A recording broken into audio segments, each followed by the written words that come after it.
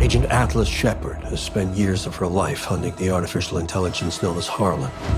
Originally engineered to advance humanity, he instead nearly ended it. Netflix just spent over $100 million making a movie that stars Jennifer Lopez, Simu Liu, Sterling K. Brown, Mark Strong, and I had never heard of it until literally the day I watched it when it released on Netflix. Why have I never heard of Atlas until the day it's released? What is Atlas? That is what I am exploring in today's review of Atlas, directed by Brad Peyton, who you may largely know as a frequent collaborator with Dwayne "The Rock" Johnson. He's done many of Dwayne's films, including Journey 2, San Andreas, and Rampage. And going into Atlas, this movie that I had never heard of, that was my big question. Why had I never heard of it? But two, what is the reason Atlas got made? Those are my two big questions in which I am focusing my review on, because we all know Netflix movies have a certain reputation, especially the ones that are made directly by Netflix. The synopsis of Atlas: a brilliant data analyst named Atlas Shepard, played by Jennifer Lopez, who harbors a deep distrust of AI, is brought onto a galactic mission to capture a robot terrorist who's killed millions of humans. Okay, just right off the bat, this should be the easiest pitch ever to get greenlit in Hollywood. Let me pitch it for you. We are going to make Zero Dark 30, but with robots instead of the Taliban. That's the premise of this movie as Netflix is trying to sell it. But instead we get something slightly different. Atlas fails to deliver on that promise. Instead, we get a science fiction movie that shares far more in common with T2 and the Iron Giant. And I say pitched because I think this is how Netflix delivers us this movie. I don't think there's actual emotional stakes within the end product of Atlas, but I sure think Netflix wants that vibe to be there, to be essentially like, oh, this is our version of Terminator. This is the level of star power that we are getting. These are the types of scripts that we are greenlighting. And the actual emotional stakes don't matter. It's more of just saying we can make this type of film as well. And Netflix would probably agree with that, because why else would they choose not to really advertise these movies and end up just allowing people to discover them on their For You page when they open their Netflix account? I have broken down this idea that I think there are 3 categories in which most Netflix movies go into. There's maybe the most popular of the films on their services, which are films not even made by Netflix. These are the movies that went to theaters and started streaming there on Netflix. They usually star popular actors. 2 recent examples of this include Madam Web and Anyone But You. Both star popular actors in Dakota Johnson, Sydney Sweeney, Glenn Powell. They have a easiness of watch, even if they're not the most critically acclaimed movies. People are aware of their existence, whether it's through memes in the sense of Madam Web, or whether it's just due to the online popularity of Sydney Sweeney and Glenn Powell. There is an audience built into these movies. These are the ones that typically do very well on Netflix once hits to streaming and people just kind of consume them. The second one, and this one's very cynical, but I also think it is a play. These are the movies made with award season in mind. And there's the obvious examples. You could go and think of some of the ones that are actual, quite literal award players, like last year's Maestro. You have other films like Bardo. You have other titles like All Quiet on the Western Front. These are movies that are obviously with the hope that Netflix can win or garner a lot of Oscar nominations and kind of showcase to filmmakers that they are on the side of art. And it's a complicated idea, and there's been complicated feelings, and obviously Netflix has never won the Best Picture, and it's always been the question of, is there a Netflix bias? And I think we see other films fall into this category. I think films such as Noah Baumbach's White Noise falls into this category. I think other films, even as more recently as Shirley can fall into this category. Essentially, these are movies made by competent filmmakers or actors that have an air of prestige next to them and showcases a studio willing to bank on these artists. And they don't need to be successful per se. They don't need to find a large audience, but it's all kind of under the guise of making sure when someone like Martin Scorsese is auctioning his next movie, that Netflix is seen as a viable candidate and that Netflix respects its artists. I think often some of the time that these movies go into, and I think White Noise is a great example, Noah Baumbach's White Noise, is they could just go forgotten or unseen, but Netflix has the exclusive rights to them, and it does allow Noah Baumbach to make White Noise, a movie that maybe no other studio would greenlight. But then it's the adverse issue of no one sees it or no one really talks about it. I think that's the second category of Netflix movies that are to be discussed. So again, we have movies that went straight to theaters starring popular actors. We have movies made with award season in mind. And then we have third one. And I think this is where Atlas falls in today.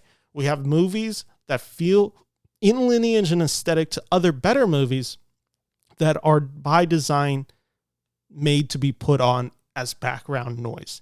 Here are a few titles that I think fit into this mode of film. We have Heart of Stone, the Gal Gadot action film. We have the Jerry Seinfeld Unfrosted movie. We have Zack Snyder's Rebel Moon. We have the recent British journalist drama Scoop. We have the Lindsay Lohan romantic comedy Irish Wish. We have Damsel. We have the Kevin Hart vehicle Lift. We have the Benicio del Toro serial killer Reptile. We have the Adam Devine comedic vehicle The Outlaws. We have the Russo brothers Ryan Gosling and Chris Evans in The Gray Man. We have Judd Apatow's The Bubble. We have Jonah Hill and Eddie Murphy in You People. All of these movies are largely unsuccessful, but according to Netflix, they've been largely seen. They have a level of popularity. Most of these movies that I just listed, you see the appeal in. You understand what Irish Wish is as a Lindsay Lohan romantic vehicle. You understand the pitch of The Gray Man, Chris Evans, Ryan Gosling, what type of action movie we're at the very least designed to believe we are in treat for. Unfrosted, you see this comedic cast that Jerry Seinfeld has instilled, calling all of his friends. Rebel Moon, Zack Snyder, 6-hour movie, that's going to delight the Snyder heads. These movies are designed in the sense that people who are liking this type of genre are at the very least going to see it fed on their Netflix For You page, or they're going to seek it out. And it doesn't necessarily matter the quality of film, because I think how a lot of audiences watch Netflix is maybe the same way that I often find myself watching Netflix. When I'm doing chores around the house, I'll often just have Netflix on as background noise, and I'll pop up and down and I'll see a scene going on, and I get the gist of the movie because everyone can follow these movies. They are not designed to be intellectually complex. You are kind of supposed to fall in and out of the movie, and the goal is to just keep an audience retention within watching this movie. And I think this is where Atlas falls into. Atlas is a movie that while watching, I watched and noticed myself kind of drifting off as I watched it. But I could explain to you everything that happens in Atlas. I can tell you the strongness of some of the performance and the weaknesses of others. I can tell you scenes in which Sterling K. Brown comes on screen. Those are by far the most electric because Sterling K. Brown is acting circles around everyone in this movie. And to be honest, this film just needed him to be in the film 30 more minutes. I can tell you that when Jennifer Lopez and the character of Smith, voiced by Gregory James Cohen, are having these heart-to-heart conversations and they're learning to like each other, that is when the film just really starts falling apart, because I just don't think J-Lo is able to convince an emotional resonance in this film. I can tell you all of that. I can tell you that I definitely saw Atlas, And in about a week, I will never think about Atlas again, and I will never watch it. And why is that frustrating? Is it okay that Netflix makes these movies? I guess okay is just depending on what your perspective is on movies. To me, I find it grossly disgusting that Netflix makes these types of movies that have these $100 million+ budgets to them.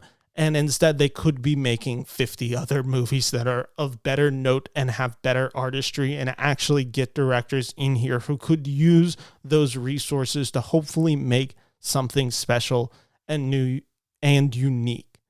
Instead, that's not what Netflix is fully interested in. I'm not saying that they don't make those movies to some degree, but they are far more interested in pushing out the movies that are the easy sells. The essentially, if you like this aesthetic, just watch this movie and it can go in and out your ear. That's what Atlas is. And there's not much else to say about Atlas. It has an expensive aesthetic to it. It has that sheen of a real movie.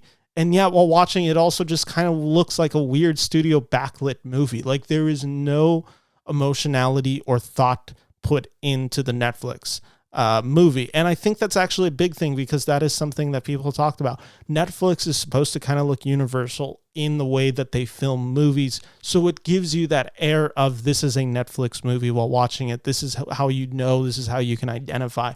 This is why you watch this. And for some people, again, I understand Atlas is just going to be background noise for 2 hours while you work at home.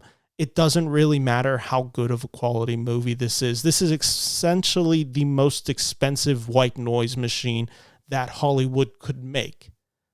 And I understand that appeal. And it also bums me out because Atlas features a director who's competent.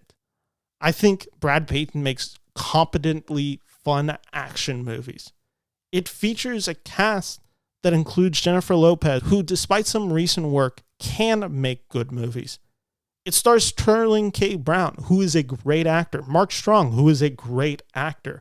It has the pieces in here to be interesting. Like I said, if the pitch of this movie is really Zero Dark 30, but with robots instead of the Taliban, that's a great pitch. But Netflix is incapable of delivering on said pitch. So while watching Atlas, my reaction was I watched it. It's 2 hours. It doesn't need to be 2 hours. It could easily tap out at 100 minutes. But it just exists. I'm not really offended by the fact that I wasted 2 hours watching this movie. I wouldn't call it particularly good, but I also wouldn't really label this movie as bad. It just kind of washes over me. And it allows me to just kind of zone out for 2 hours and say that I did watch a movie, say that I watched something recent. But besides that, there's no other appeal in this movie. This is not going to be anyone's favorite movie. And that's quite literally by design. And that's what's shocking and horrifying to me.